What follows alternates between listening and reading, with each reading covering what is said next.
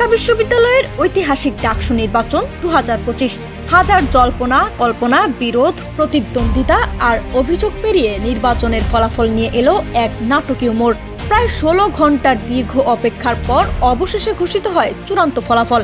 ডাকসু নির্বাচনে ভিপি পদে নির্বাচিত হয়েছেন মোহাম্মদ আবু সাদিক ওরফে সাদিক কায়েম, যিনি পেয়েছেন 14,042 ভোট।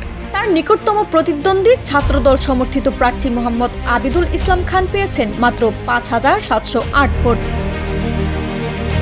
সাধারণ সম্পাদক পদে জিতেছেন SM ফরহাদ 10,794 ভোট নিয়ে। তার মূল প্রতিদ্বন্দ্বী তানভীর বারী হামিম পেয়েছেন 5,257 ভোট এবং সহ সাধারণ সম্পাদক হিসেবে নির্বাচিত হয়েছেন মহিউদ্দিন খান 9,501 ভোট নিয়ে।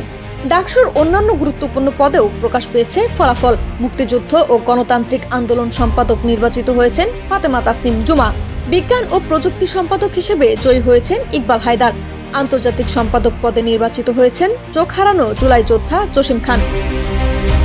উল্লেখ্য, বহুল প্রতীক্ষিত এই ডাকসু নির্বাচনের ভোট গ্রহণ শুরু হয় 9 সেপ্টেম্বর মঙ্গলবার সকাল 8টায়।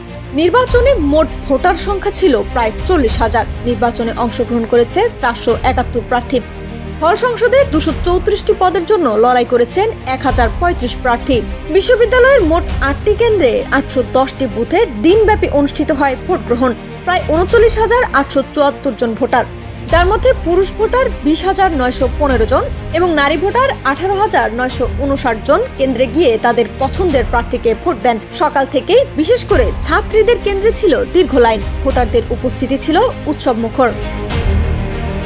লাবনী আক্তার, ডেস্ক রিপোর্ট, বিপ্লবী বার্তা।